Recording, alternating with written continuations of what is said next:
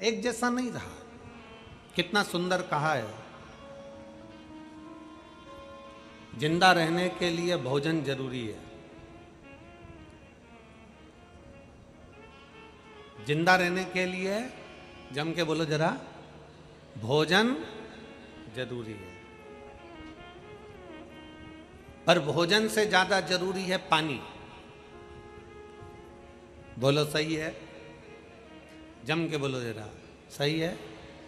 जिंदा रहने के लिए भोजन जरूरी है, पर भोजन से ज्यादा जरूरी है पानी।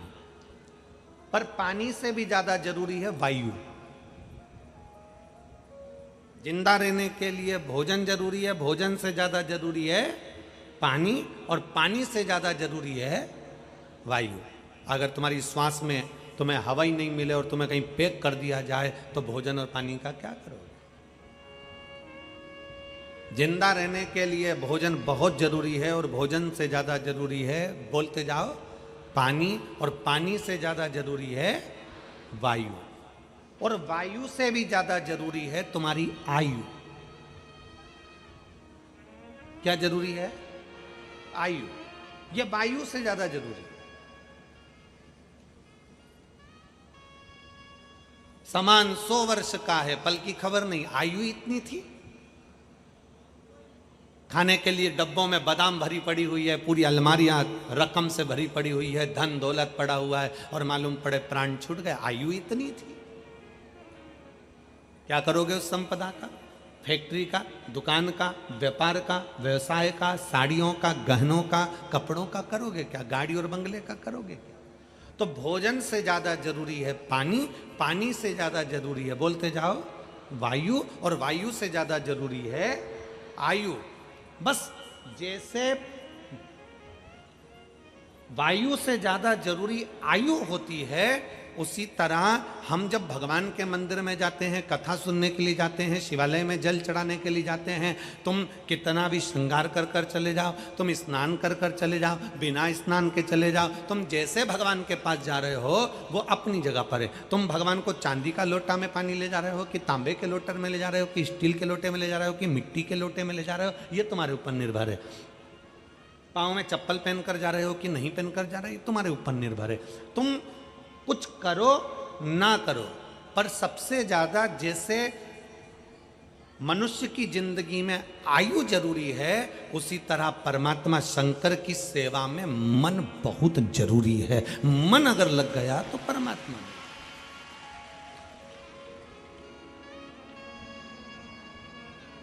मन नहीं लग, एक शिव भक्ति, एक विश्वास, एक भरोसा। जब हमारे भीतर एक शंकर के प्रति अविरल भक्ति प्राप्त होती है, उसको समझना कठिन। आपके क्षेत्र में भागवत बहुत हुई होगी, रामायण बहुत हुई होगी, गीता बहुत हुई होगी, आपके क्षेत्र में भंडारे भोजन सब हुए होंगे, यज्ञ अनुष्ठान भी बहुत हुए होंगे, पर आपके क्षेत्र में दिल से लगे हो तो ये मानकर चलना कि 3 महीने में मेरा बाबा तुम्हारी झोली जरूर भर देगा। ये निश्चित, ये निश्चित। जीने के लिए भोजन जरूरी है, भोजन से ज्यादा, बोलते जाओ, पानी जरूरी है, और पानी से ज्यादा वायु जरूरी है, और वायु से ज्यादा आयु जरूरी है। अगर आयु नहीं होगी, उम्र नहीं होगी, तो फिर ये धन, ये दौलत, ये संपदा, ये सत्ता, ये वैभव किस काम का? क्या काम का? सबसे मूल है आपकी आयु। शिव महापुराण की कथा कहती है, भगवान शंकर का चरित्र कहता है कि शंकर को जल चढ़ाते समय हम जब उत्तर का मुख कर कर, जलाधारी उत्तर की होती है, तो हम इधर खड़े होकर जब शंकर को जल चढ़ाते हैं उत्तर की ओर मुख कर कर, तो हमारा देव आदिदेव महादेव हमारी आयु बढ़ाता चले जाता है, हमारी आयु बढ़ाता है।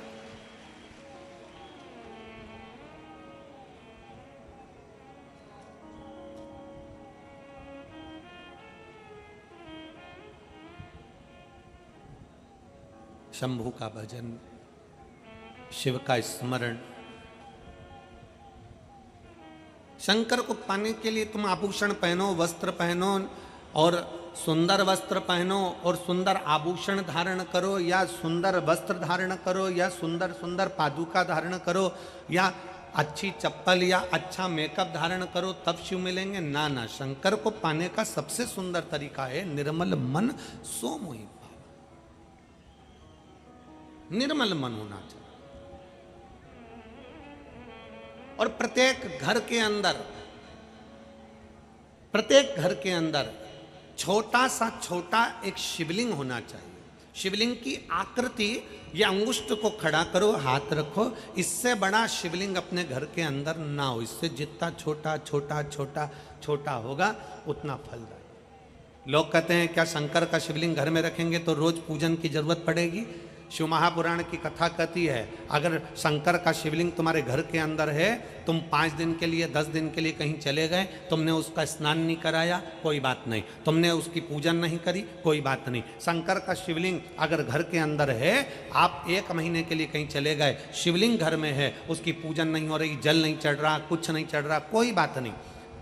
एक बेलपत्र जाने से पहले शंकर भगवान को एक बेलपत्र बस चढ़ाकर और चले जाओ। एक बेलपत्र चढ़ाकर या एक चावल का दाना भगवान शंकर के शिवलिंग पर रखकर चले जाओ। बाकी के तुम 1 महीने में आ रहे हो, 5 दिन में आ रहे हो, 10 दिन में आ रहे हो, 15 दिन में आ रहे हो, कोई दोष नहीं लगेगा। फिर आना, फिर बाबा का बेलपत्र हटाना, चावल का दाना हटाना, फिर स्नान करा देना। शंकर कभी भी, जिस घर के अंदर शंकर का शिवलिंग होता है, उस घर के अंदर भगवान देव अधिदेव महादेव अपना एक आनंद के साथ, रिद्धि सिद्धि के साथ, गणेश जी के साथ, षडानंद कार्तिकेय के साथ, अशोक सुंदरी के साथ मेरा देव अधिदेव महादेव विराजमान होते हैं, माता पार्वती के साथ, शिव शक्ति के साथ। भगवान शंकर शक्ति के साथ बैठे। प्रत्येक घर के अंदर छोटा। अब कोई कहे कि गुरुजी किसी ने कहा कि शंकर का शिवलिंग घर में नहीं होना चाहिए, जो कह रहे हैं उन्होंने शिव महापुराण को पढ़ा नहीं है। ठाकुर जी की मूर्ति अगर टूट जाए तो वो खंडित कहलाती है, देवी जी की मूर्ति टूट जाए तो वो खंडित कहलाती है, देवता की मूर्ति टूट जाए तो वो खंडित कहलाती है, पितरों की पाथड़ी टूट जाए तो वो खंडित कहलाती है। पर शंकर भगवान का शिवलिंग अगर बीच में से 10, 15, 20, 25 टुकड़े भी हो जाएं तो वो खंडित नहीं कहलाता, वो अखंडेश्वर महादेव ही कहलाता, वो खंडित नहीं कहलाता।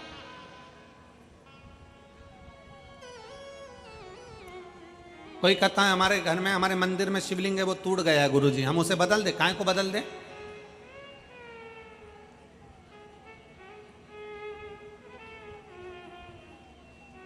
शंकर का शिवलिंग तुम्हारे घर में जैसा है, पत्थर का है, तुम्हारे घर में जो शिवलिंग जिस भाव से विराजमान है, पारद का है, चांदी का है, पत्थर का है, नर्मदेश्वर है, सीहोर का कुबेरेश्वर धाम का कंकर शंकर है, तुम्हारे घर में जो रखा वो श्रेष्ठ है, उसकी श्रेष्ठता है। शंकर भगवान कह रहे हैं पार्वती से कि पार्वती, ये चंद्र, तुम पूर्व जन्म में सती थी और तुम्हारी बहन 27 बहनों का विवाह इस चंद्र के साथ हुआ था। चंद्र की 26 पत्नियों पर चंद्र का ध्यान नहीं गया, 27 पत्नी रोहिणी से उनका प्रेम रहा। पर सुनो ए पार्वती, एक बात आज हम आपको बता रहे हैं, ध्यान से सुनना पार्वती, ये चंद्र को काया का रोग अपनी 26 पत्नियों पर ध्यान नहीं दिया उसके लिए नहीं, 26 पत्नी का अपमान करा, ये उसका फल है।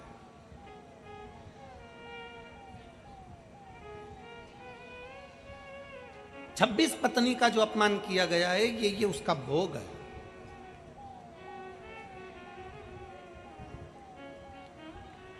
कितना सुंदर कहा, एक चरित्र आता है कि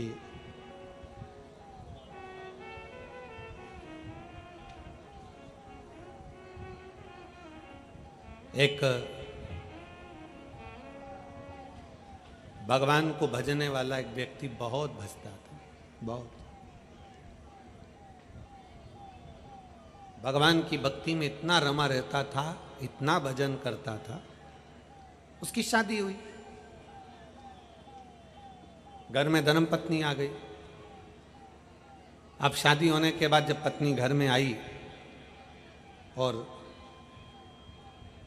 पत्नी घर में आकर निवास करी, 3 साल के बाद पत्नी के गर्भ से बच्चा हुआ। बच्चे ने जन्म लिया। जन्म लेने के बाद बच्चा मालूम पड़ा कि दोनों पांव से चल नहीं सकता, विकलांग। बच्चा चल नहीं पा रहा, पांव विकलांग है उसके। बड़ा दुखी हो गया, भगवान के पास पहुंचा, भगवान से बहुत बहुत झगड़ा किया। बाबा ये कहाँ का तरीका है? मैं तुम्हारी इतनी भक्ति करता हूँ, मैं तुम्हारा पर इतना विश्वास करता हूँ, मैं तुम्हारा इतना भजन करता हूँ, मेरा बचपन तुम्हारे भक्ति में निकला, मेरी जवानी तुम्हारी भक्ति में निकली, मेरी शादी हो गई, पत्नी अच्छी मिल गई, परिवार अच्छा मिल गया, सब अच्छा मिल गया, और बच्चा हुआ तो ऐसा हुआ। एलईडी चालू करिए, एलईडी चालू करवाइए उधर साइड पे।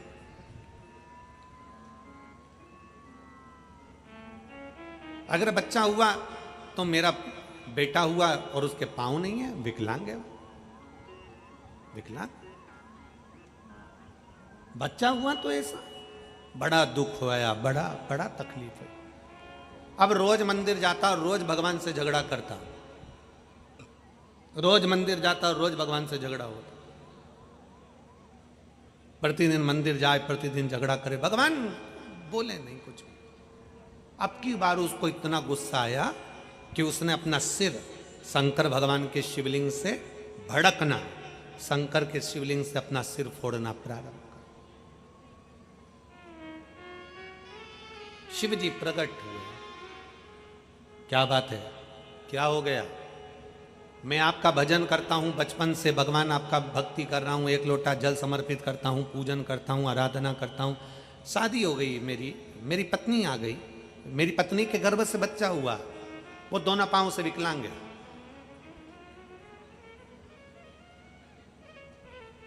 मैं इतना भजन करने वाला और मेरा बच्चा ऐसा हो गया, मैंने कौन सी गलती करी? शंकर भगवान कहते हैं ये गलती तेरी आज की नहीं है, पूर्व जन्म में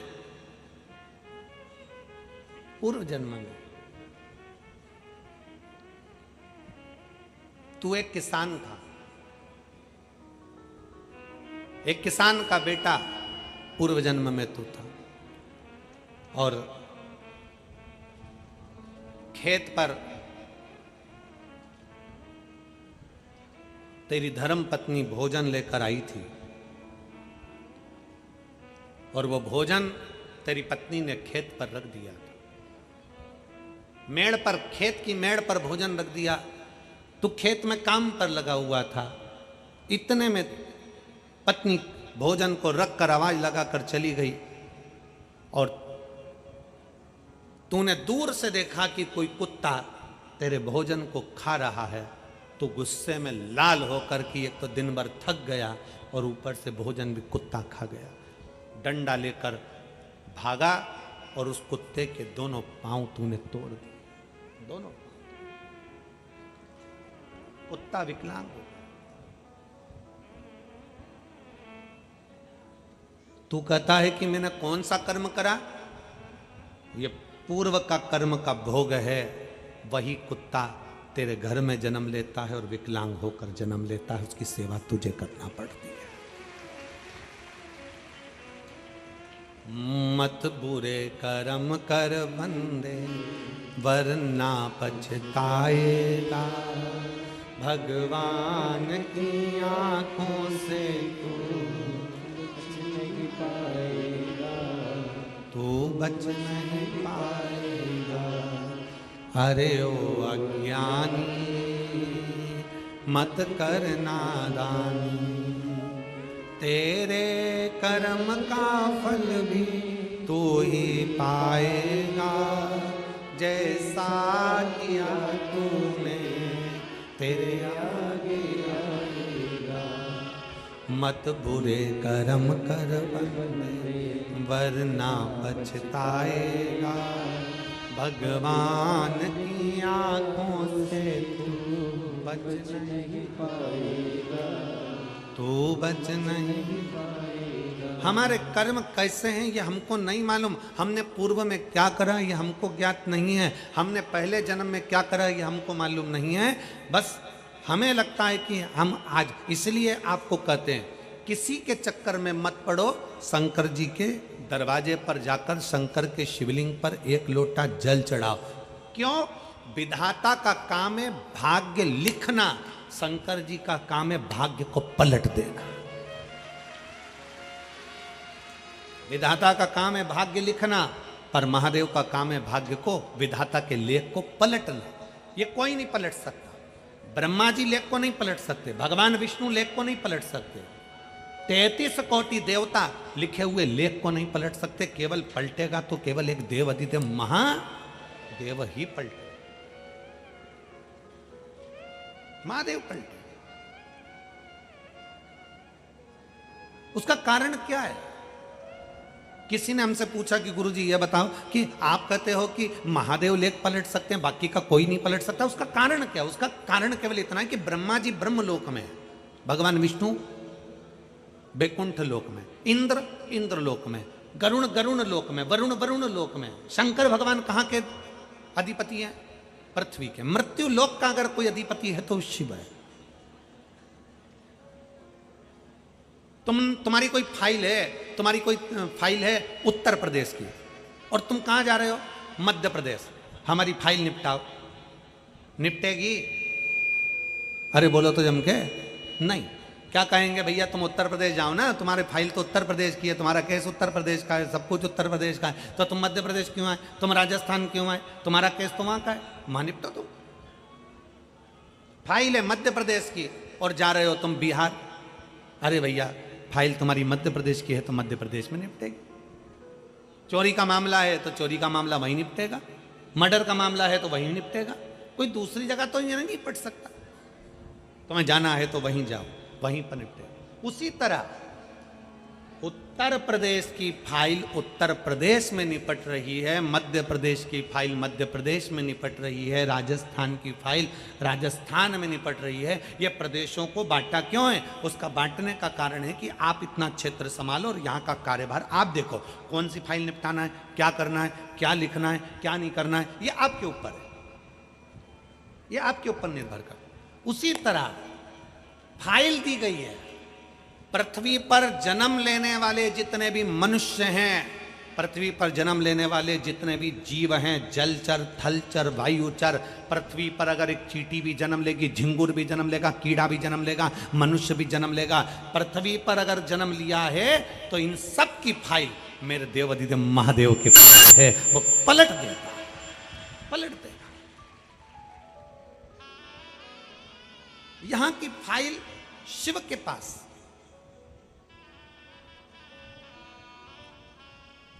यहां से सील ठप्पा लग कर जाएगा कि इसको बैकुंठ भेजना है कि नरक भेजना है। और तुम जितने बैठे हो एक भी बैकुंठ नहीं जाएगा। ना ये सीवर वाला महाराज जाएगा, ना तुम जितने कथा सुन रहे कोई बैकुंठ नहीं जाएगा। क्यों? क्योंकि बैकुंठ में होटल में उतने दिन ही रखा जाता है जितने दिन माल लुटाते जाओ। बैकुंठ में उतने दिन ही रहने को मिलता है जितने दिन तुमने अच्छा कार्य किया है, उतने दिन तुम्हें बैकुंठ में रहने को मिलेगा। तुम्हारी पॉकेट में पैसा है तो खूब लुटाओ, उतने दिन तुम्हें होटल में रहने देगा। पॉकेट में पैसा खत्म, होटल से निकाल देंगे। तुम्हारे पुण्य खत्म, बैकुंठ से धक्का मार देंगे। केवल एक धाम है, शंकर का धाम, जहां पॉकेट का माल नहीं देखा जाता, जहां एक लोटा जल देखा जाता है। जितने कथा सुन रहे हो शिव महापुराण की, बैकुंठ में अपन नहीं मिलने वाले, नरक में भी नहीं मिलने वाले। कहां मिलेंगे? बाबा भोलेनाथ के चरणों में, कैलाश अधिपति के उस पवित्र प्रांगण में, कैलाश की भूमि पर, जिसके ऊपर से देवता भी नहीं गुजर के जा सकते, वो कैलाश की धरा पर आप और हम मिलेंगे। वो कैलाश की भूमि।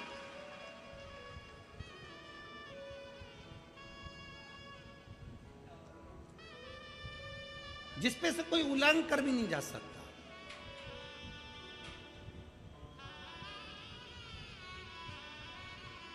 कितना विचित्र कथा है। लंका का राजा रावण कैलाश पर पहली बार गया और बीच में नंदी बैठा मिल गया, तो नंदी को बैठा हुआ जानकर रावण ने अपना स्वरूप बढ़ाया और नंदी को उलांघने लगा। तो नंदी ने पांव ऐसा पकड़ा कि लंका का राजा रावण उलांघ भी नहीं पाया, 10 मुंडियां हिलने लगी।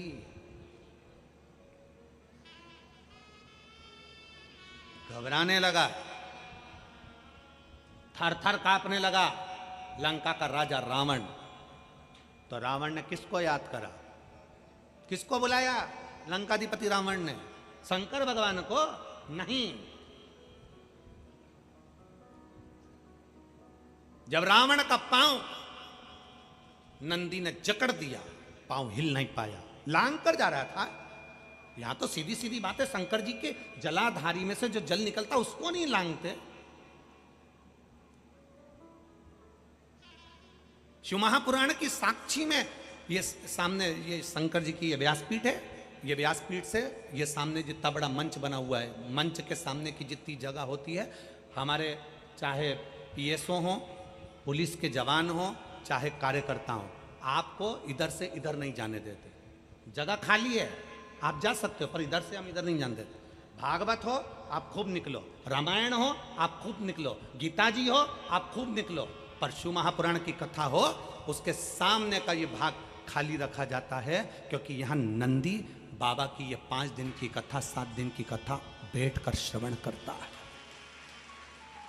हम जाने नहीं देते, उल्लंघने नहीं देते, क्योंकि हमारा कुछ नहीं बिगड़ना, बिगड़ना उस व्यक्ति का जो लांग कर जा रहा है। तेज कोई फोटो खींचने आ गया, कोई कुछ करने के लिए आ गया, कोई वीडियो बनाने के लिए आ गया और वो लांग कर चले गया। बाद में उसको समझ में नहीं आता कि हमें तकलीफ क्या हो रही है। बाद में मालूम पड़ता है कि हमने गलती क्या करी, और कोई नहीं बताएगा कि वो गलती कौन सी थी। आपको गुस्सा आएगा कि हमारे को जाने क्यों नहीं दे रहा है, हमको इधर क्यों नहीं आगे बढ़ने दे रहा है। गार्ड रोक देंगे, पीएसओ रोक देंगे, पुलिस रोक देगी कि भाई यहाँ से सामने से मत निकलो, आप पीछे से निकल जाओ, पूरा मंच पड़ा है, घूम के निकल जाओ, पर सामने मत आओ। क्योंकि शंकर को जब 5 दिवसीय शिव महापुराण की कथा होती है, आप यहाँ पर आए हो, आपने दर्शन करे होंगे, कई माताएं मिट्टी को अपने मस्तक से लगाती हैं, कई प्रणाम करती है, कई लोट लगाती आती है। कथा के पंडाल की इतनी महत्वता होती है कि दिल से अगर मांगा जाए तो 3 महीने में बाबा बड़े से बड़ा रोग भी समाप्त कर देता है।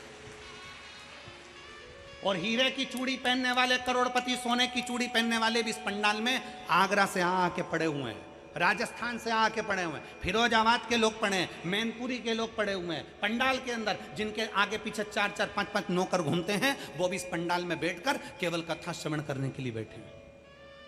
कई ऑफिसरों की पत्नी पंडाल के अंदर पड़ी हुई हैं, पंडाल के अंदर सो रही हैं, पंडाल के अंदर रह रही हैं, कोई आस लेकर, विश्वास लेकर। इस शिव महापुराण को समझना बहुत कठिन है, बहुत कठिन। जिंदगी निकल गई लोगों की, शिव पुराण को समझ नहीं पाए, जीवन निकल जाता है। लोगों को लगता है जैसी भागवत है वैसी रामायण है, जैसी गीता है वैसी वो है, वैसी शिव पुराण है। महाराज को बुलाएंगे, करवाएंगे और चले जाएंगे। ना ना, इस पुराण को समझना बहुत कठिन है। समझने के लिए पूरी जिंदगी लग जाती है मनुष्य की, पूरा जीवन,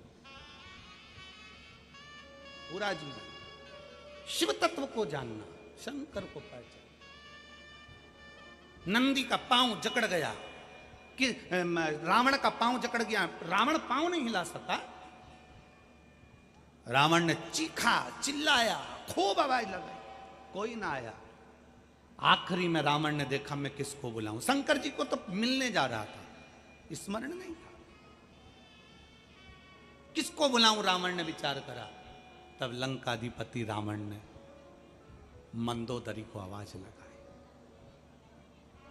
किसको आवाज लगाई है? जम के बोलिए, मंदोदरी। कौन है ये? रावण की पत्नी। तब लंकाधिपति रावण ने मंदोदरी को आवाज लगाई। क्यों? क्योंकि लंका के अंदर मंदोदरी केवल एक ऐसी थी जो भगवान शंकर के शिवलिंग का रोज निर्माण करती थी, रोज पूजन करती थी, रोज अर्चना करती थी। रावण को मालूम है अगर मुझे कोई बचा सकती है तो वो मंदोदरी भी बचा सकती है। तब मुझसे जो अपमान हुआ है नंदी का, मंदोदरी को आवाज लगाया। मंदोदरी उस समय मिट्टी का हाथ, बालू का शिवलिंग बनाती हुई हाथ पूरा मिट्टी में सन रहा था, मिट्टी में हाथ भिड़ रहे थे और मंदोदरी रावण की पुकार सुनकर पहुंच गई।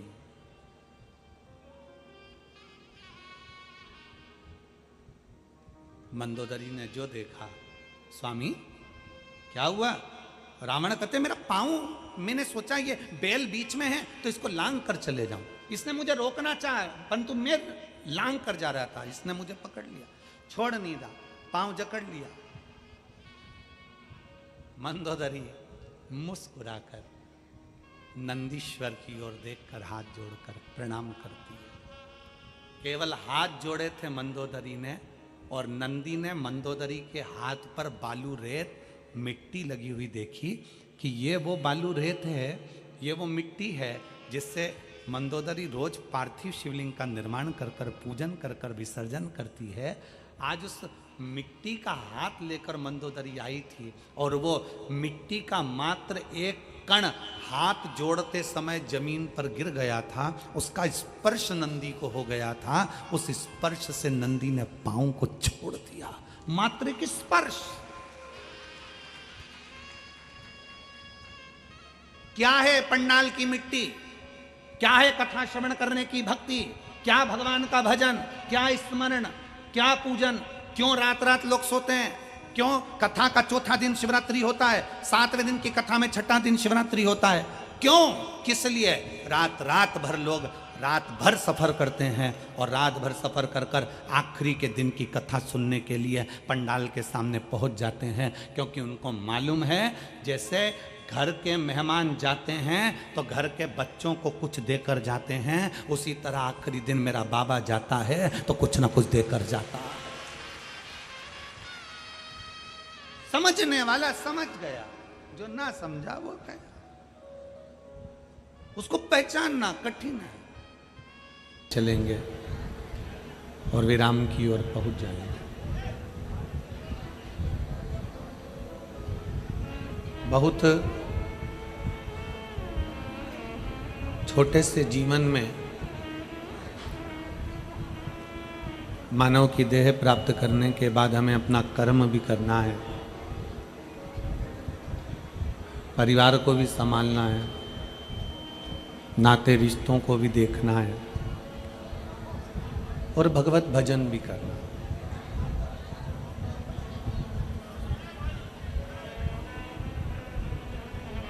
सभी कार्य आप और हमको इस मानव की देह में करना ही है, क्योंकि मनुष्य का जो शरीर है, मानव की जो देह है, यह मानव का शरीर,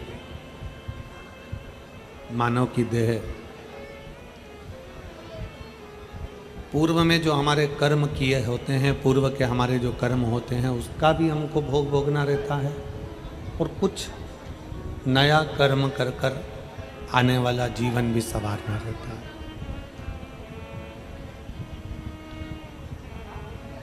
इसलिए हम बार बार आप लोगों से कथा के मध्य में कहते हैं, आप और हमको अगर मृत्यु लोक में भेजता है, इस पृथ्वी पर अगर जन्म देता है, इस मृत्यु लोक में अगर आप और हमको भेजा गया है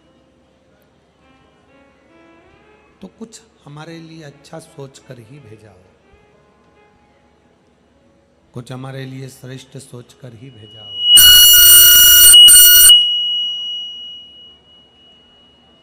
कुछ हमारे लिए अच्छा विचार कर कर ही भेजा होगा।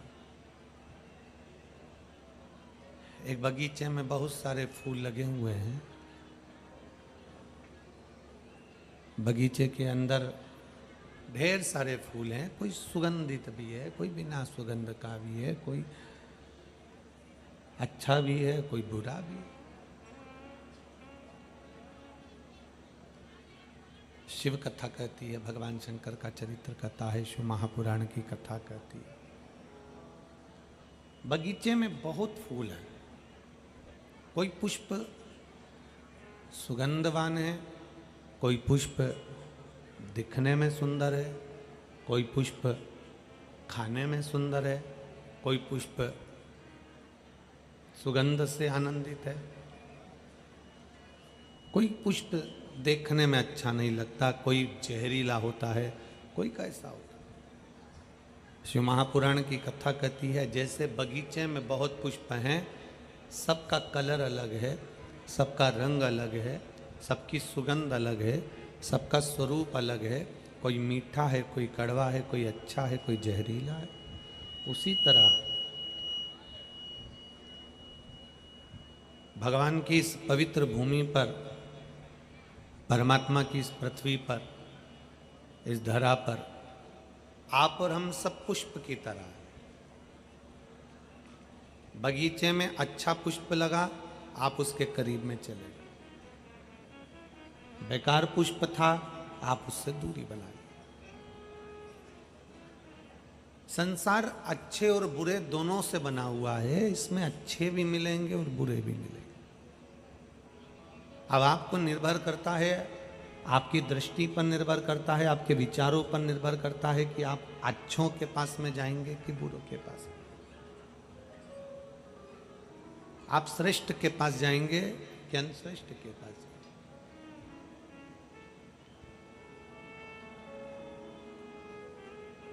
शिव महापुराण की कथा में एक बात, पार्वती जी से भगवान शंकर ने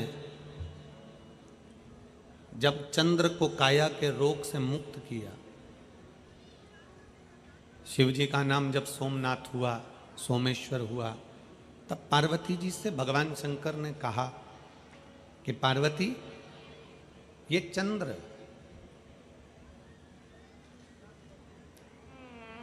पूर्व में जब तुम सती थी, दक्ष प्रजापति के घर में तुम जन्मी थी, माता प्रसूति के गर्भ से तुम्हारा जन्म हुआ था, तुम्हारी 27 बहनें इस चंद्र के साथ भी आई थी। ये तुम्हारी बहनों का पति है।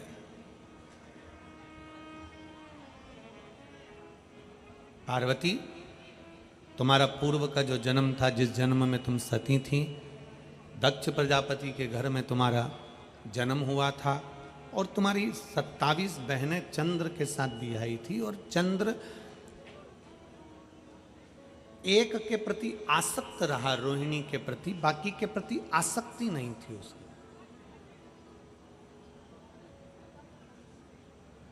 चंद्र को काया का रोग क्यों लगा? ऐसा क्या कारण चंद्र का था कि केवल अपनी एक पत्नी पर ध्यान दिया और बाकी की पत्नी को छोड़ दिया, इसलिए उसको काया का रोग लगा? चंद्र को काया का रोग किस लिए लगा? रोहिणी पर ध्यान दिया और 26 जो पत्नियां थी उन पर ध्यान नहीं दिया, इसलिए काया का रोग हो गया। सोमनाथ जी की अगर हम कथा देखें, चंद्रेश्वर महादेव की अगर कथा देखें, तो हमारे मन में आता है कि चंद्र ने अपनी एक धर्म पत्नी रोहिणी पर ध्यान दिया और 26 पर ध्यान नहीं दिया, इसलिए काया का रोग हो गया। पर शिव महापुराण की कथा कहती है ये कारण नहीं था। दक्ष प्रजापति ने केवल एक छोटी सी बात के लिए अपने दामाद को श्राप नहीं दिया। कारण केवल यह नहीं है कि 26 पत्नियों पर ध्यान नहीं दिया और एक पत्नी पर ध्यान दिया इसलिए ऐसा शरीर हो गया, ऐसा रोग हो गया। ना ना ना,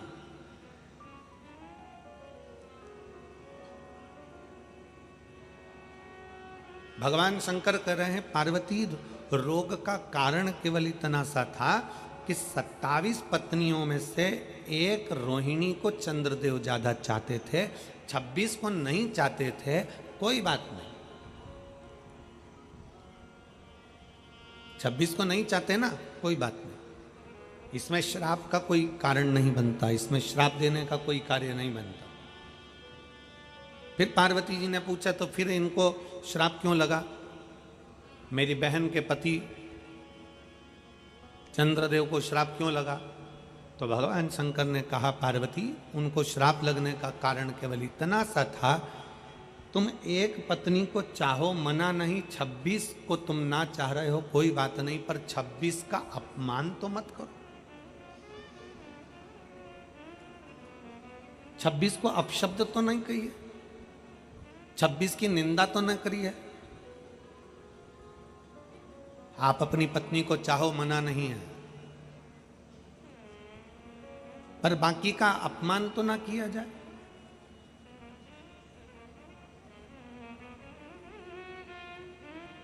एक सास के जीवन का सबसे बड़ा लक्ष्य होता है उसकी बहू अच्छी आए, पर सास के जीवन का सबसे बड़ा लक्ष्य एक और होता है कि हमारे घर में अगर 4 बेटे हैं, 3 बेटे हैं, 2 बेटे हैं, 5 बेटे हैं और उनकी बहू आ जाए, तो ये सास का लक्ष्य होना चाहिए कि कभी भी मुख से ये ना कहे कि मेरी बड़ी बहू अच्छी है, कि छोटी अच्छी है, कि मंजली अच्छी है, कि संजली अच्छी है।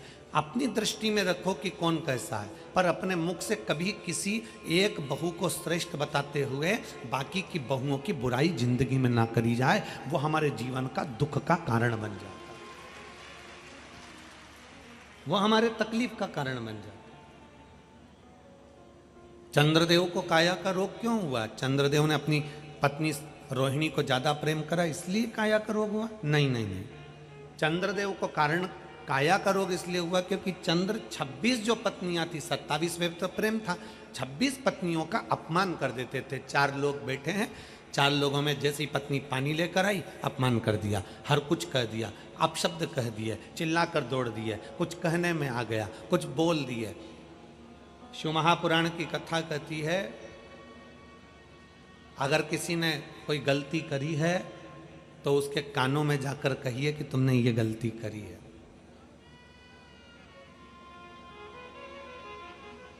और किसी ने कुछ अच्छा करा है तो कानों में जाकर ना कहिए, बल्कि नगाड़ा बजाकर कहिए कि तुमने ये अच्छा किया है, तुमने ये श्रेष्ठ किया। 26 पत्नियां जब पानी लेकर आती, चंद्र तब चिल्लाकर दौड़ते। 26 पत्नियों में से एक पत्नी जब पंखा डोलाती, चंद्र जब चिल्ला के दौड़ते। दुनिया के लोगों ने कहा कि 26 पत्नियों पर ध्यान नहीं दिया इसलिए चंद्र को काया का रोग हुआ। ना ना ना, 26 पत्नियों पर ध्यान नहीं, 26 पत्नी का अपमान करा इसलिए काया का रोग।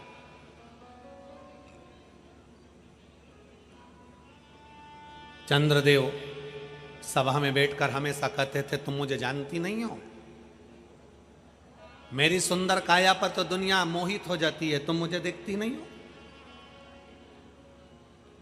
और क्या मान करे रे काया, क्या मान करे रे काया का, के काया माटी मिल जाएगी राम भजले, राम भजले प्रभु का नाम भजले, के काया माटी मिल जाएगी राम भजले। चंद्रदेव अपनी काया का गुणगान करते रहे, मेरी काया ऐसी है, मैं इतना सुंदर हूं, मेरा स्वरूप ऐसा है। ना, धन संपदा सत्ता और काया, धन संपदा सत्ता और काया कभी आपकी नहीं हुई है। थोड़े दिन अगर धन का सुख भोग रहे हो सकता है कि जीवन का क्या पहलू आ जाए, किसने देखा, इसलिए मर्यादित शब्द होना चाहिए। काया बहुत सुंदर है, बचपन में सुंदर है, जवानी में सुंदर है, अधेड़ी आएगी तो वो काया भी आपको लगेगा, बताओ मैं तो कितना सुंदर था, पहले ऐसा था, पहले वैसा था, और काया ऐसी हो गई। सत्ता, आज आपके पास में अच्छा पद है, अच्छी प्रतिष्ठा है, अच्छी कुर्सी है, आप कोई अधिकारी के पद पर बैठे हो, आप कोई मंत्री के पद पर बैठे हो, आप कोई अध्यक्ष उपाध्यक्ष के पद पर बैठे हो, आपके पास में सत्ता है। आप कभी मालूम पड़ा विधायक बनकर बैठ गए, कभी सांसद बनकर बैठ गए, कभी कुछ बनकर बैठ गए, कभी कुछ बनकर बैठ गए, आपके पास सत्ता है। और इसके पहले किसी और के पास थी, उसके पहले किसी और के पास थी। जीवन का क्या ठिकाना है, कब किसके पास पहुंचे।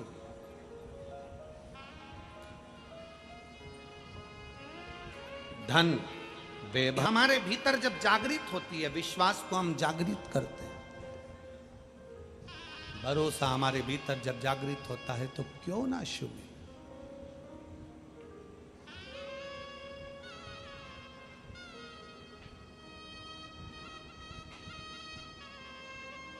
शिव भक्ति का बल जिस दिन आपके सामने होता है, आप पहचान नहीं पाएंगे।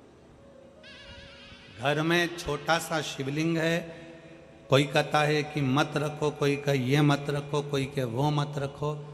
दरवाजे पर लिखा श्री शिवाय नमस्तुभ्यम, घर में रखा शिवलिंग। आपके घर में केवल एक शिवलिंग साधारण नहीं है, वो आपकी रक्षा का एक सूचक है, रक्षा का एक सूचक है।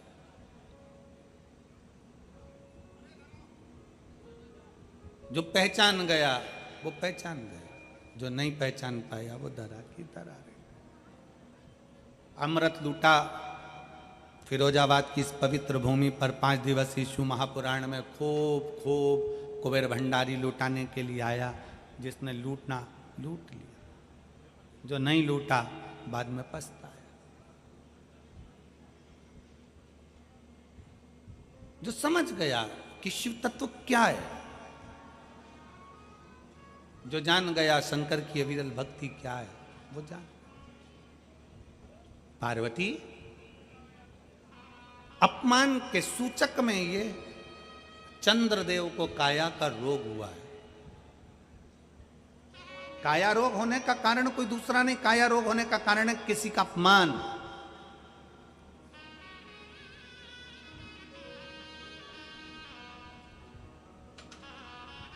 पानी और वाणी दोनों श्रेष्ठ होना चाहिए।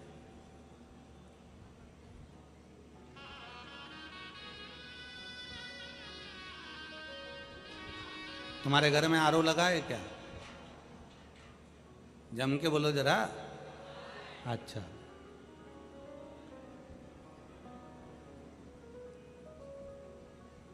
जब पानी आरओ का पीते हो, पानी छान कर पीते हो, पानी क्लीन कर कर पीते हो,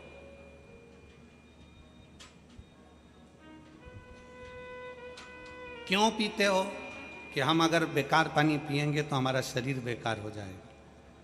तो पानी अगर आरओ का पी रहे हो तो वाणी भी आरओ की बोली है, थोड़ी सी अच्छी बोली, श्रेष्ठ बोली। पानी तो तुम्हें बिस्लेरी का चाहिए और वाणी बिस्लेरी की नहीं है। पानी आरओ का चाहिए और वाणी आरओ की नहीं है। शब्द पानी पियो छान, गुरु करो जान।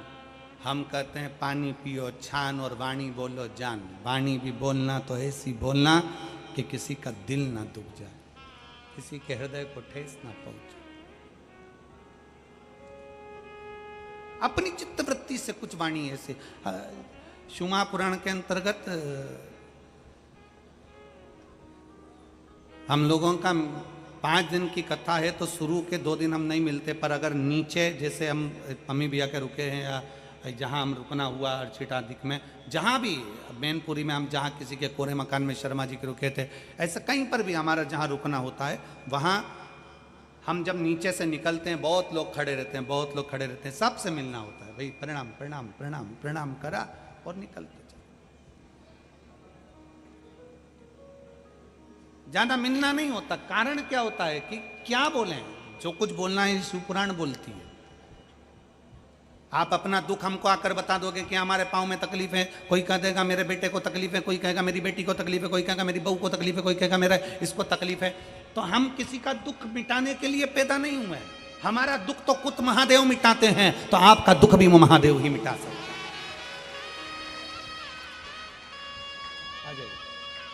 आप उसके आश्रित हो ना।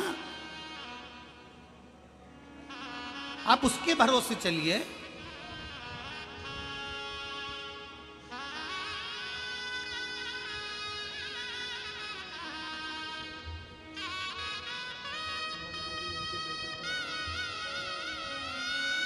बधाई हो आपको।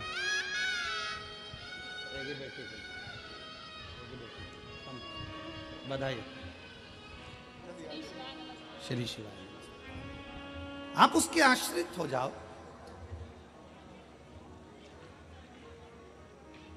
ना मिलने का एक कारण और है, हम आप लोगों से ज्यादा इसलिए नहीं मिलते क्योंकि कहीं आप लोगों के मन में, आज की दुनिया बड़ी विचित्र है, बहुत विचित्र दुनिया है। आज के जमाने में लोग कथाकार हो या कोई संत हो या कोई महात्मा हो, कोई बाबा जोगी हो, उसको लोग जल्दी से भगवान बना देते हैं। हमारा एक निवेदन इस व्यासपीठ से, भगवान को भगवान रहने दो और इंसान को इंसान रहने दो। आप इंसान को भगवान मत बनाइए। और इंसानों से भी निवेदन है, आप कितने बड़े भी महात्मा हो गए अपनी जगह के, पर आप भगवान नहीं हो। भगवान भगवान है। इंसान को इंसान रहने दो। पर दुनिया के लोग आज के जमाने में इंसान को भगवान बनाने में लगे हुए हैं। अरे भगवान, अरे ना ना ना, उसको इंसान रहने दो, उसकी भी जिंदगी है, उसकी लाइफ उसको जीने दो। उस परमात्मा को परमात्मा रहने दो। बहुत है वो, बहुत। उसकी अविरल भक्ति आप धारण करिए। अपने भीतर आडंबर से दूर होने का प्रयास करिए। शिव तत्व कहता है, भगवान शंकर की कथा कहती है कि शिव जी पार्वती से कहते हैं, पार्वती तुम्हारे बहन के पति चंद्रदेव नहीं, सम्मान नहीं देने का कोई क्रम अपमान मूल है। ये अपमान के जो शब्द बोले गए उससे ये काया करो।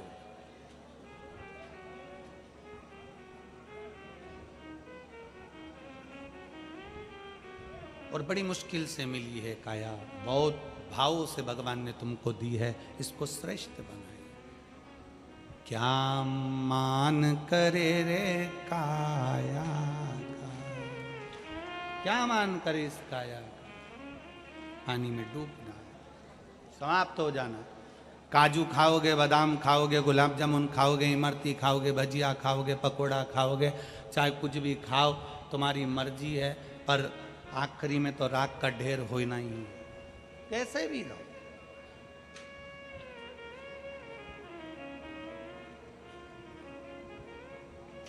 काया को पाके तुम, सबके हृदय में चित्त में शिव तत्व है, सबके। और बाबा को याद करते रहो, शंकर को याद करते रहो, शिव को याद करते रहो। शिव कथा कह रही है, भगवान शंकर का चरित्र कह रहा है, शिव महापुराण का चरित्र कह रहा है। अपमानजनक शब्द व्यक्ति की काया को समाप्त कर देते हैं। काया, भगवान से एक निवेदन हमेशा करते रहो।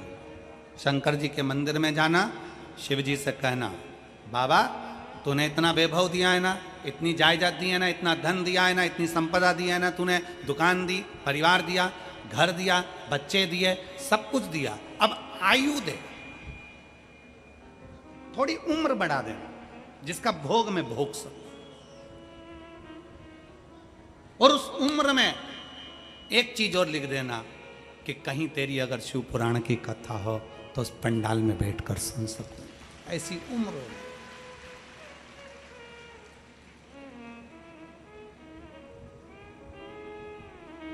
ये उससे कह देना। शंकर के मंदिर में जब एक लोटा जल चढ़ाने के लिए जाओ तो मांगा करो। मांगने, कई कथाकार कहते हैं भगवान से मत मांगो। भागवत जी में कई महाराजों बोलते हैं भगवान से मत मांगो, भगवान को तो दो, मांगो मत। पर इतनी माताएं बैठी है, आप में से कितनी माताएं जो अपने पति की थाली में 6 रोटी 10 रोटी एक साथ रख देती है? कोई रखती है? जम के तो बोलो जरा। नहीं। आप में से कोई माता ऐसी है जो अपने बच्चे की थाली में 6-7 रोटी एक साथ रख देती, क्योंकि तुम्हें मालूम बच्चा 7 रोटी खाता है तो 7 एक साथ रख दो। पति 5 रोटी खाता है तो 5 एक साथ रख दी। नहीं,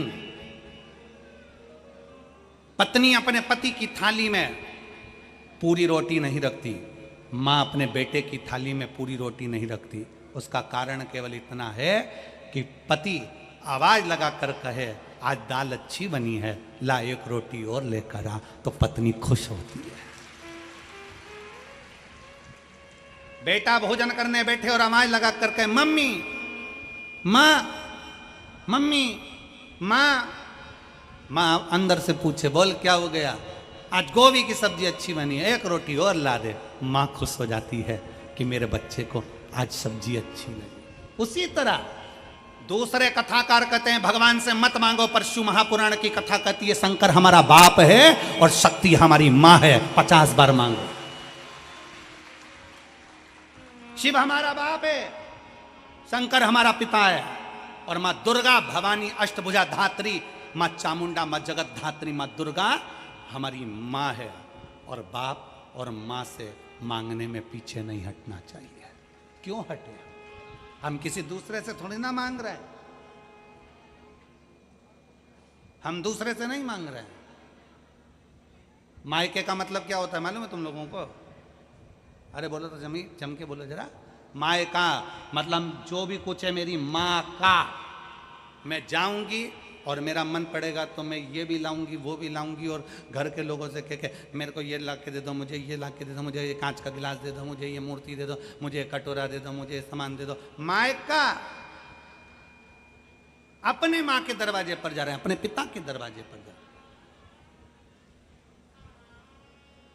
बेटियों का हक होता है जाकर मांगना, बोलना। कोई कहे तुमसे कि भगवान से नहीं मांगना चाहिए, कौन ने कह दिया तुमको? कई लोग तुमसे कहेंगे, कथा बाचने वाली भी आकर कहेंगे भगवान से नहीं मांगना चाहिए, भगवान से क्यों मांगो, भगवान को तो दो। परशु महापुराण की कथा कहती है शंकर को तो तुमसे कुछ भी नहीं चाहिए, और उसको जो प्रिय है वो तुम दे नहीं सकते। एक आध बार शंकर जी ने कह दिया पकड़ ला, मुझे प्रिय है, जा पकड़ के लेके आ, जा चले जा पकड़ ला, शंकर को तो प्रिय है। एक आध बार कह दिया जा पकड़ ला सांप को, मेरे गले में डालना है, शंकर जी के पास में जाकर तुम तुरंत कह दोगी बाबा रेन दे तू, तो मैं नहीं जाऊं पकड़ने, तू पकड़। शंकर की प्रियता, शंकर जी कहते मुझे प्रिय, जा शमशान की भस्म लेके, मुर्दा जले और छान कर राख लिया। ओ बाप मैं तो ना जाऊं, मैं ना, तेरे हाथ जोड़ो ना जाऊं। शंकर, शिव को तुमसे कुछ नहीं चाहिए। एक लोटा जल चढ़ाया, मन तुम्हारा, चावल चढ़ाया, मन तुम्हारा, भस्म चढ़ाई, मन तुम्हारा, और कुछ नहीं चढ़ा सको तो 3 बार ताली बजाई, मन तुम्हारा, और ये भी ना कर सको तो शिखर दर्शनम सर्व पापनाशनम, ये मन तुम्हारा। और कितना सुंदर कहा शिव महापुराण में, कहा अगर शिखर का दर्शन भी नहीं कर सकते, तुम्हारी ड्यूटी पर जा रहे हो, नौकरी पर जा रहे हो, फैक्ट्री पर जा रहे हो, काम करने जा रहे हो, तुम कहीं जा रहे हो, एक काम करो, ना मंदिर जा सकते हो ना शिखर दर्शन कर सकते हो, तो जहां शंकर का मंदिर है, शिवलिंग है, उस शिवलिंग के सामने से गाड़ी लेकर चलो, और गाड़ी चलाते चलाते एक बार शंकर की ओर मुस्कुरा कर देख लो, तो भी पार्वती जी शंकर जी से कह देती हैं इतना दुख है इस व्यक्ति को, तो भी तुम्हारे दरवाजे पर मुस्कुरा कर जाता है। समझ में नहीं आता, ये मुस्कुराहट ने भी आधे लोगों को घायल कर रखा है। मुस्कुरा दो, और एक बार प्रैक्टिकल करके देखो कि मुस्कुराने में दम कितनी है। किसी की दुकान के सामने से अच्छी बढ़िया निकले ना, और दुकान वाले को इतनी देर में तो दुकान वाला पहले टेंशन में आ जाएगा, थी कौन, कहां से आई थी, कौन थी। नौकर पूछेगा सेठ जी से, सेठ जी, सेठ जी बोले मुस्कुराई है। नौकर भी डिप्रेशन में, सेठ भी डिप्रेशन में, रात को नींद नहीं आ रही, थी कौन, था कौन, इतना मुस्कुरा कर गया, फिर दूसरे दिन मुस्कुरा कर चले गया, टेंशन। कितना भी दुख हो, कर्जे में लदालूम हो गए, मरने की प्लानिंग नहीं करना, दुख आ गया मरने की प्लानिंग नहीं करना, तकलीफ आ गई मरने की प्लानिंग नहीं करना है, बहुत बड़ा दुख आ गया, कोई बात नहीं, शंकर के मंदिर के बाहर से निकलो तो मुस्कुरा कर निकलो, तो शंकर को भी लगे कि इतना दुख होने पर मुस्कुरा रहा है, जा मैं तुझे वर देता हूं कि तू मुस्कुराता रहे, तेरे चेहरे की स्माइल खत्म ना हो, तेरे चेहरे पर स्माइल बनी रहे। और अगर हम रो के मंदिर जाएंगे, जिंदगी भर रोते रोते मंदिर जाए, तो भगवान भी के रोतली बाई आ गई, अभी रोएगी पूरा, कहा रोना, प्रसन्न।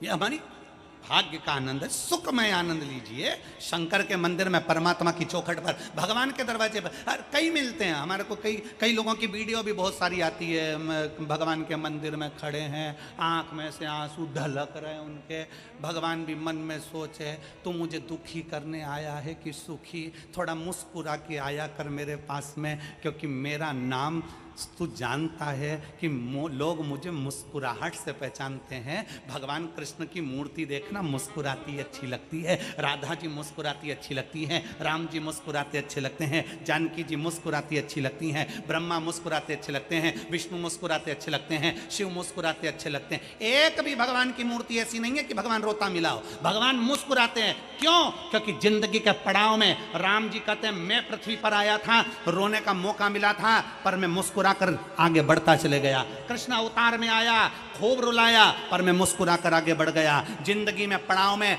हर पल दुख आएगा, पर याद रखना, मेरा फोटो देखना। राम जी कहते मेरा फोटो देखो, कृष्ण कहते मेरा फोटो देखो, शिव कहते मेरा फोटो देखो, कि मैं मुस्कुराता रहता हूं। कितना भी दुख हो जिंदगी में, मुस्कुरा कर आगे बढ़ना, तेरा हाथ पकड़कर खींच कर मैं ले जाऊं। तुम रो रहे हो, और रोते रोते तो जिंदगी हो गई। पहले परिवार के लिए रोए, पत्नी, बच्चे, नाते, रिश्ते, रोते रोते रोते रोते आखिरी का पड़ावा गया और जिंदगी समाप्त हो गई। वेंटिलेटर पे पड़ गए। घर के लोगों ने जाकर कहा देखो तो माँ, वो काकी मौसी, देखो तो कौन आया तुमसे मिलने। वो पलंग पे पड़ी की पड़ी और उसको दिखा रहे, देखो तो कौन आया, और ये छाती पे खड़े, उसकी आंख में से आंसू बह रहा। पहचान गई कौन हो? इतने में बहू ने कहा देखो मम्मी पहचान रही है तुमको, काका जी तुमको मम्मी पहचान रही है। मम्मी से पूछो काका जी को देख रही, मम्मी को पूछो मामा जी को देख रही, मम्मी को पूछो मौसा जी को देख रही, और देख के मन में सोच रही इन्हीं के चक्कर में तो मर रही। और मरते मरते भी छाती पे खड़े हो गए। इतने में मम्मी ने आंख बंद कर ली तो बहू बोली काका जी तुमको पहचान गई। मम्मी ने आंखें बंद कर ली, आंख में से आंसू निकल रहे। अंदर से मम्मी से तो पूछो कि मेरी पूरी जिंदगी बर्बाद कर दी तुम लोगों ने, राम का नाम नहीं लेने दिया, शिव पुराण सुनने नहीं निकाल दी फिरोजाबाद में, और कह रहे कि मम्मी खड़ी, पापा खड़े, काका खड़े, देखा ही ना हो। ले कौन खड़ा, कौन खड़ा? इसलिए अंत समय प्रभु वचन दिया तो और आए ना आए प्रभु कुटुंब अंत समय प्रभु वचन दिया तो निभाना पड़ेगा और अंत समय प्रभु आना पड़ेगा। कितना कितना भगवान की भक्ति का एक सुख है। क्या चाहिए शिव पुराण सुनने वालों को? कुछ नहीं। जहां जगह मिल गई वहां बैठ गए, अपना छाता लगाया, पानी की बोतल रखी, आसन बिछाया, बैठ गए, सोए, खाया पिया, आनंद करा और चले बाबा के धाम।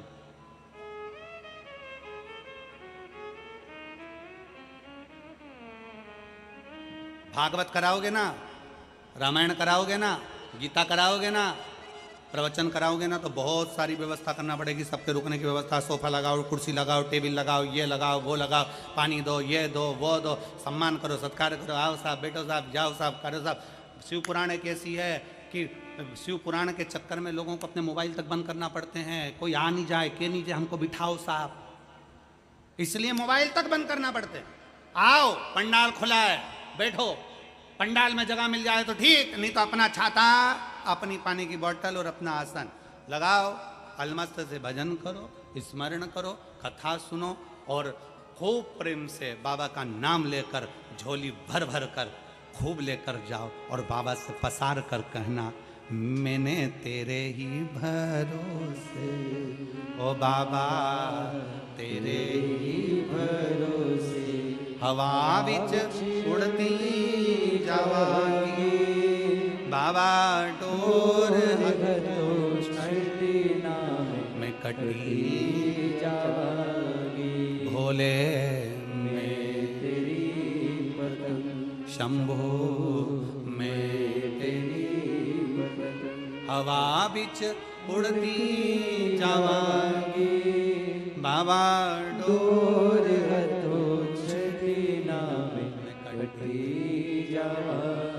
उसके चरणों में बैठ जाओ। अपने मुख से, अपनी वाणी से, अपनी जिह्वा से, अपने द्वारा किसी को कष्ट ना पहुंचे, अपने द्वारा किसी को कष्ट ना आए। वाणी बहुत संभाल कर, फिर निवेदन है, पानी अगर आरो का पीते हो तो वाणी भी आरो की बोलो। पानी बिस्लरी का पीते हो तो वाणी भी बिस्लरी की बोलो। पानी छान कर पीते हो तो वाणी भी छान कर बोलो। बहुत जरूरी है बोलना। एक राजा ने महल बनाया, बड़ा सुंदर महल। नगर के सेठ जी को बुलाया, सेठ जी आओ और महल देखो कैसा बना है।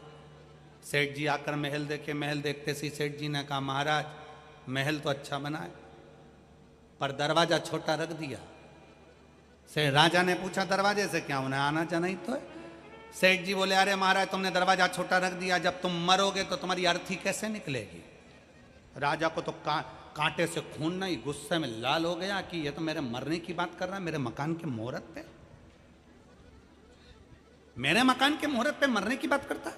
राजा ने अपने दूतों को बुलाया, ले जाओ इसको जेल में डालो, बंद करो इसको, मेरे मरने की बात करता। सेठ जी को जेल में डाल दिया, कारागार में पटक दिया। थोड़ी देर बाद उनकी पत्नी आ गई। पत्नी ने आकर पूछा, महाराज मेरे पति आया था। राजा ने कहा, तुम्हारा पति महल देखकर बोलता है दरवाजा छोटा रख दिया, मरोगे तो तुम्हारी अर्थी कैसे निकलेगी महाराज। इतने में पत्नी बोली, मेरे पति को बोलने के लक्षण नहीं है, उसको क्या करना, अर्थी कैसे निकलेगी, राजा को काट काट के निकाल देंगे। राजा को तो चक्कर आ गए। पति तो पति, पत्नी तो हो रही जगदम्बा है।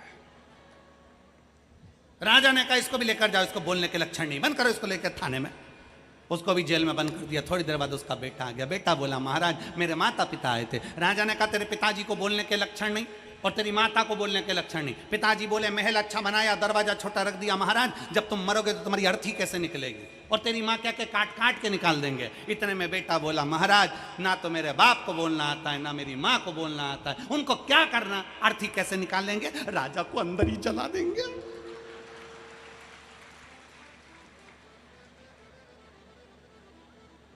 राजा ने अपने मंत्री को बुलाया, पानी ला पीने का, पानी ला।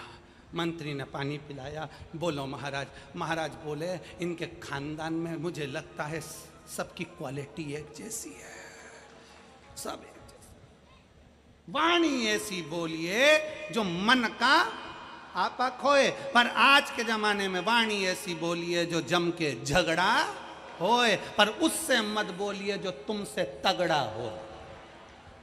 तुम बोलो, मना नहीं, पर जरा देख के तो बोलो कि तुम भीड़ किससे रहे, किससे भीड़ रहे। समझने का कल की बात है। कल हम यहां से लेके वहां तक तो हमको अधिकारियों ने छोड़ दिया था। उसके बाद में वहां से हम आगे बढ़े, फिर वो दूसरी वाली रोड पे आए। दूसरी वाली रोड पे आए तो वहां ट्रैफिक में फंस गए, और ट्रैफिक में फंसे तो एक ऑटो वाले ने एक महिला को कहा, इसमें ये सब, इसमें कुछ बात हो रही है उनकी, तो महिला ने भी कह दिया, तू मुझे जानता नहीं है, मैनपुरी क्यों, तो मुझे जानता नहीं है, मैनपुरी क्यों।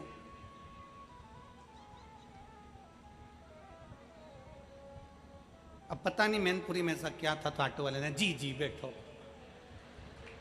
अब मैनपुरी में ऐसा क्या था हम समझ नहीं पा। उन्होंने कहा मैनपुरी क्यों, उसने कहा जी जी बैठो। हमने भी पीछे वरुण बैठा था, हमने भी कह दिया, हमसे भी कोई पूछेगा कह देंगे मैनपुरी क्या है,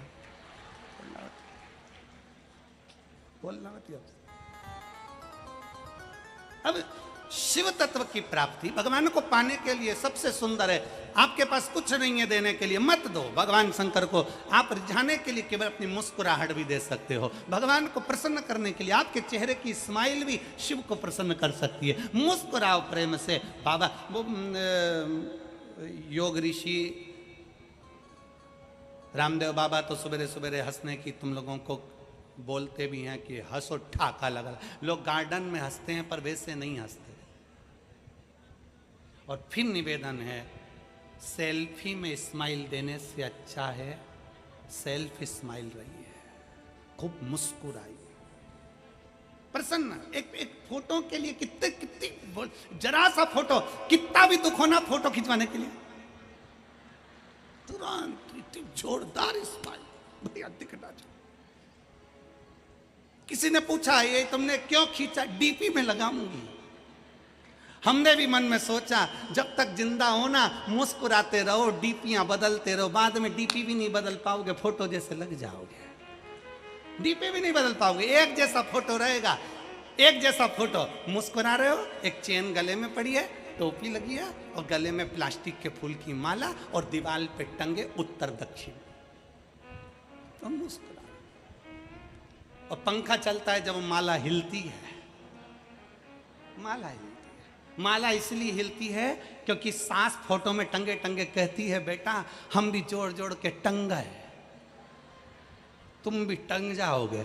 इसलिए अपने गांव में फिरोजाबाद में जब कथा हो तो थोड़ा सा लोगों को भोजन पानी कराते रहना, तो ऊपर भी खाने को मिलता रहेगा बेटा, नहीं तो टंग तो जाओगे।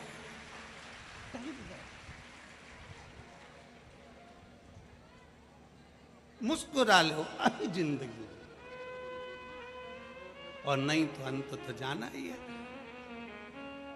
और ढिमट हमारा भोला सब दुख काटो मारा, भोला सब दुख काटो मारा।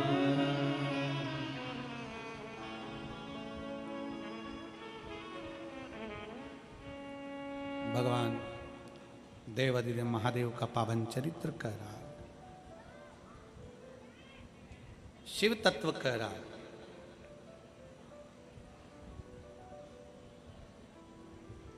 माता पार्वती जी से भगवान शंकर अपने चंद्रदेव की काया के रोग के बारे में वर्णन करते हैं।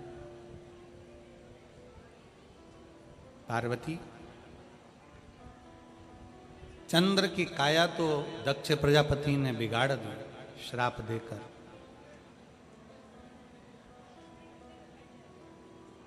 व्यक्ति के कर्म व्यक्ति के जीवन को थोड़ा बिगाड़ देता। बेकार कर्म किया है उसका फल हमें बेकार भोगना, अच्छा कर्म किया है अच्छा फल भोगना।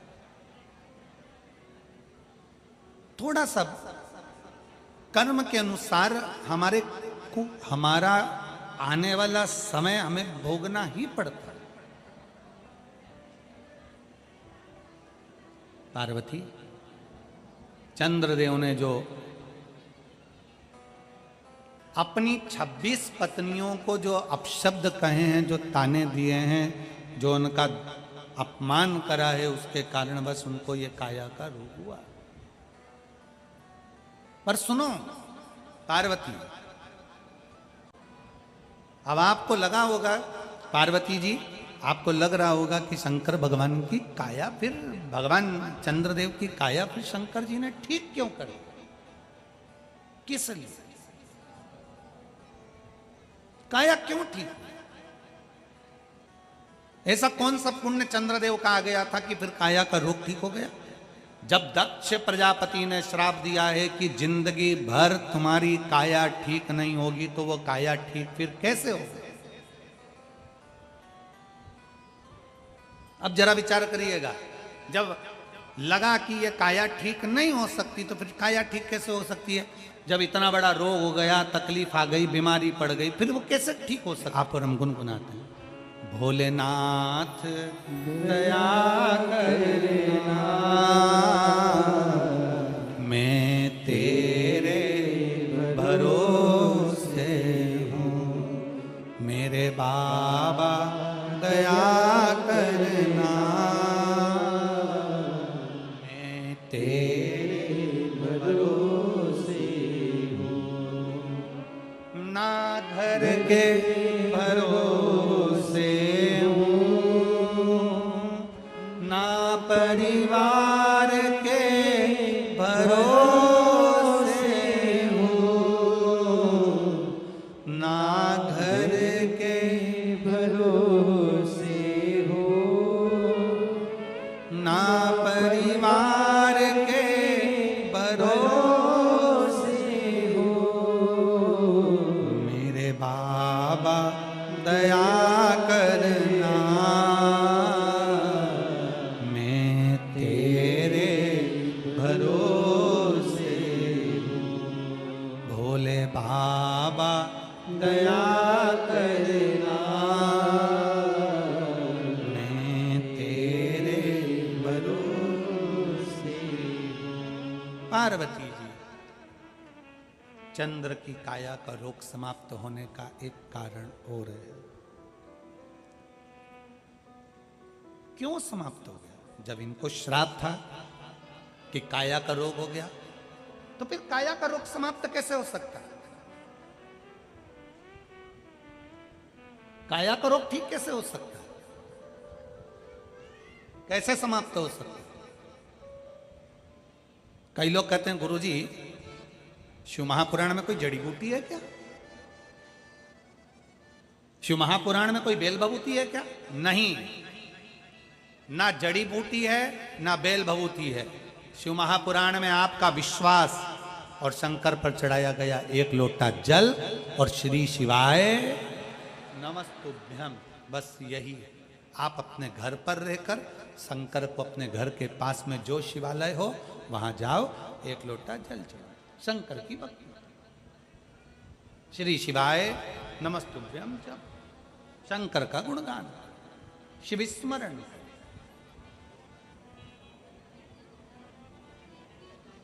क्या है इसमें?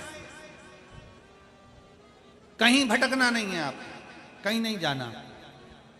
और बाबा अगर कृपा कर दे, कभी जिंदगी में शिव की कृपा तुम पर हो जाए, तो प्रयास करना कि कुबेरेश्वर धाम पर आकर 2 दिन रुककर रात्रि के समय भी शिव की आराधना, दिन में आराधना, कंकर शंकर पूजन, और बाबा के कुबेरेश्वर धाम में कंकर शंकर की भूमि पर विश्राम, वहाँ की खिचड़ी प्रसाद पाओ और बाबा के चरणों का सेवा बन सके 2 दिन करो, और बाबा की सेवा कर कर अपने अपने घर की ओर बाबा को झोली प्रसार कर कह कर जाओ कि मुझे 3 महीने में वापिस बुलाना। वो बुला शिव तत्व है। आप शिव पर आश्रित होकर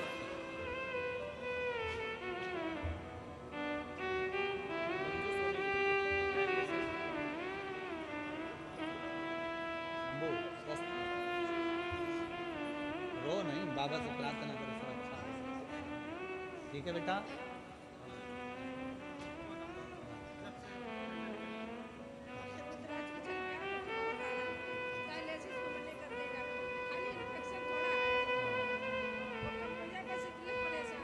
रो नहीं, अब खुश हो बाबा से। शिव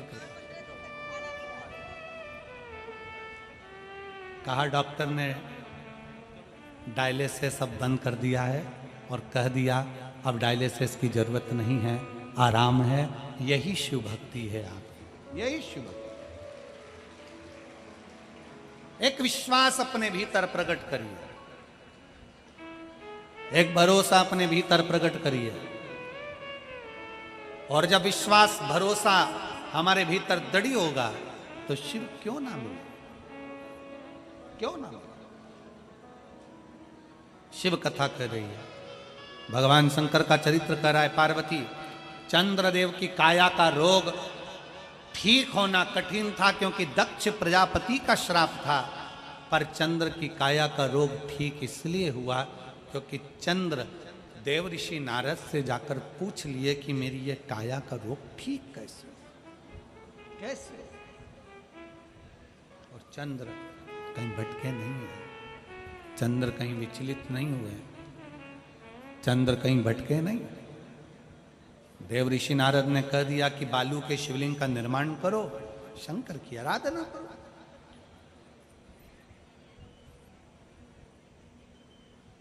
थोड़ी मेहनत हाथ की, बाकी कृपा भोले नाथ की। बोल बम का नारा है, सारी समस्या का हल श्री शिवाय। उसकी कृपा हो, तुम करो। देव ऋषि नारद के कहने पर भगवान शंकर की आराधना चंद्रदेव चालू कर। पार्वती चंद्र ने शंकर की आराधना करना प्रारंभ करी है। पार्वती से शिव कह रहे हैं, शिव की आराधना कर रहे हैं।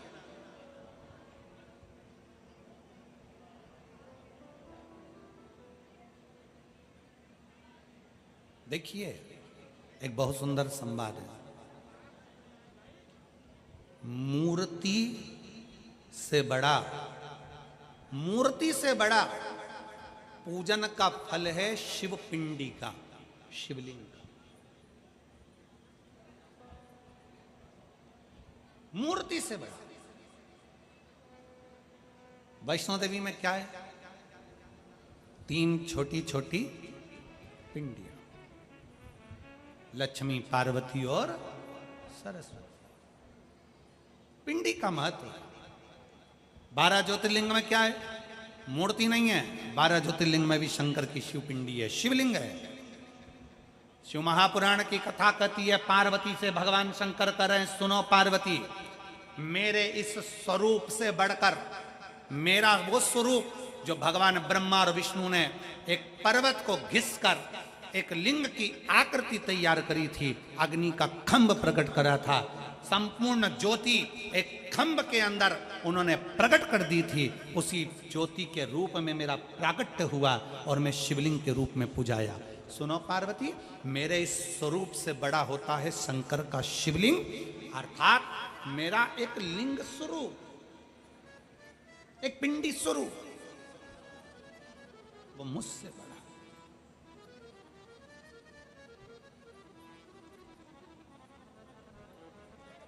शंकर के स्वरूप से बड़ा, शंकर के स्वरूप से प्रबल, शंकर भगवान के स्वरूप से प्रबल, शंकर भगवान के स्वरूप से बड़ा, लिंग का स्वरूप, पिंडी की आकृति, शिवलिंग का स्वरूप।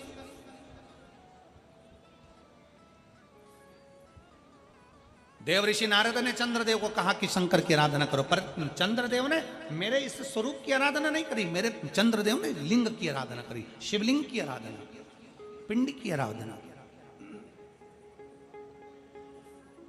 और शिव पिंडी की जब आराधना करी है, शिव पिंडी का जब आराधना में लीन हुए, शिव पिंडी की जब आराधना करना प्रारंभ करी है, शिवलिंग की जब आराधना करना चालू करा है, तब चंद्रदेव को यह नहीं मालूम था कि शंकर और पार्वती, शंकर और पार्वती की पूर्ण शक्ति एक शिवलिंग के अंदर होती है, और शंकर के शिवलिंग के पास सारे नवग्रह की शक्ति होती है, और शंकर की जलाधारी के पास 33 कोटि देवताओं की शक्ति होती है, और शंकर की जलाधारी के सम्मुख में संपूर्ण देव विराजमान होते हैं। एक शिवलिंग पर अगर हम जल चढ़ाते हैं, एक शिवलिंग पर हम अगर पानी चढ़ाते हैं, एक शंकर के शिवलिंग पर अगर हम चावल चढ़ाते हैं, एक शंकर के शिवलिंग पर यदि हम चंदन, अबीर, बेलपत्र समर्पित करते हैं, तो केवल शिवलिंग पर नहीं रहता, वो 33 कोटि देवताओं पर भी चढ़कर शंकर उसको सिद्ध कर दे, शिव उसको सिद्ध कर दे।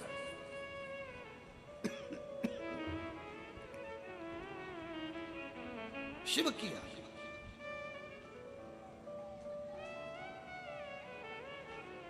और मेरे भोले तेरा सहारा है, मेरे बाबा तेरा सहारा है, मेरी नैया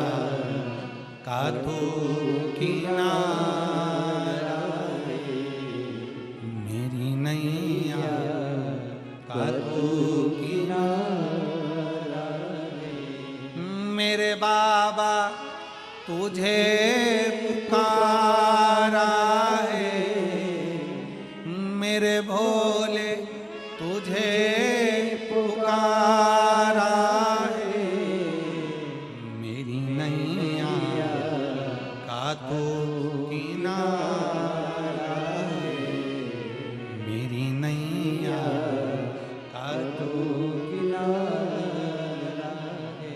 एक भक्ति हमारे भीतर हो, शिव भक्ति, और लुटा दिया शिवाय नमस्तो श्री शिवाय नमस्तो श्री शिवाय नमस्तो श्री शिवाय नमस्तो श्री शिवाय नमस्तुभ्यं। भोला सब दुख काटो हमारा, ओ भोला सब दुख काटो हमारा, शिव शंकर जपो तेरी माला, भोले बाबा जपो तेरी माला, सब दुख काटो हमारा, ओ भोला सब दुख काटो हमारा, वेश मंगल मंगलकारी, वेश मंगल मंगलकारी, शमशान वासी हमारा, शमशान निवासी हमारा, ओ भोला सब दुख काटो हमारा, ओ भोला सब दुख काटो हमारा।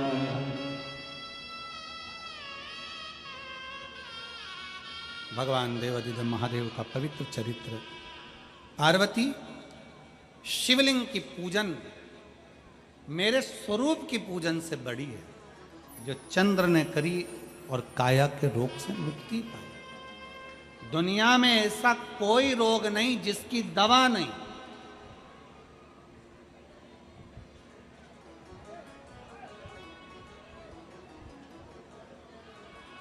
दुनिया में ऐसा कोई रोग नहीं जिसकी दवा नहीं, और दुनिया में ऐसा कोई दुख नहीं जिसकी दवा मेरे भोलेनाथ के पास नहीं। सब है, दिल से पुकारने वाला चाहिए। चंचुला देवी ने अपने पति बिंदु की मुक्ति के लिए जो कथा श्रवण करी, उसमें 12 ज्योतिर्लिंग का चरित्र स्मरण किया। प्रथम सोमनाथ जी का चंद्र की रोग, काया रोग मुक्ति हुई, सोमेश्वर के रूप में विराजमान हुए। षडानंद कार्तिकेय के लिए भगवान मल्लिकार्जुन बन गए।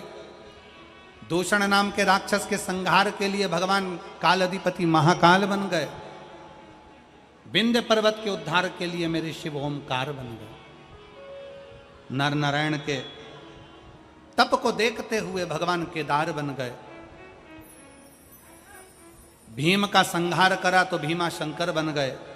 मनु और शत्रुपा के लिए काशी में विराजमान होकर विश्वनाथ बन गए।